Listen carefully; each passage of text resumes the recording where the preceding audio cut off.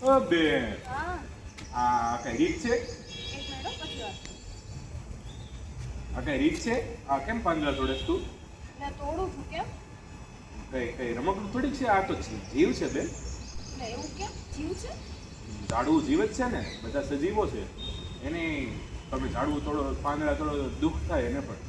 જીવ છે તો બોલતા કેમ નથી આપણી જેમ? અરે બધા જીવ બોલે એવું જરૂરી થોડીક છે.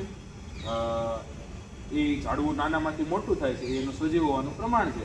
અને એનાથી પણ વધારે વિશેષ કે જગદીશચંદ્ર બોઝને જ્યારે આ વાત ઉપર રિસર્ચ કર્યું હતું એમને કે ઝાડવા સજીવ છે કે નિર્જીવ, ત્યારે પહેલાં તો એમણે એક ઝેરનો પ્યાલો લઈને ઝાડવાના મૂળમાં નાખ્યો, ઝાડવું મરી ગયું. હવે આ પ્રયોગને એમણે પ્રમાણિત કરવો હતો. ઝેરથી મરે એ સજીવ કહેવાય, ઝાડવાના મૂળમાં ઝેર નાખ્યું એટલે ઝાડવું મરી ગયું એટલે એ સજીવ હશે.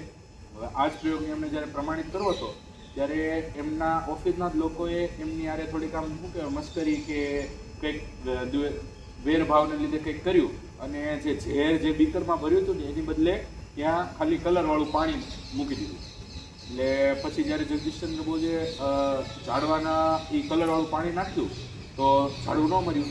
પણ એમને વિશ્વાસ હતો કે ઝાડવું સજીવ જ છે, એટલા માટે એ કલરવાળું પાણી પાછળ પોતે પીને કહી દીધું કે જો ઝાડવું નહીં મરે ને આનાથી તો હું નહીં મરું, કારણ કે મારામાંય જીવ છે અને એનામાંય જીવ છે, બંને સજીવ છે. ત્યારબાદ એમને પ્રમાણિત કરી દીધું કે ઝાડવા સજીવ છે. જો તારા કોઈ વાળ ખેંચે કે કોઈ તારે નખ બખ ખેંચે તો તને કેવી પીડા થાય કે નહીં? એ નહીં પીડા થાય.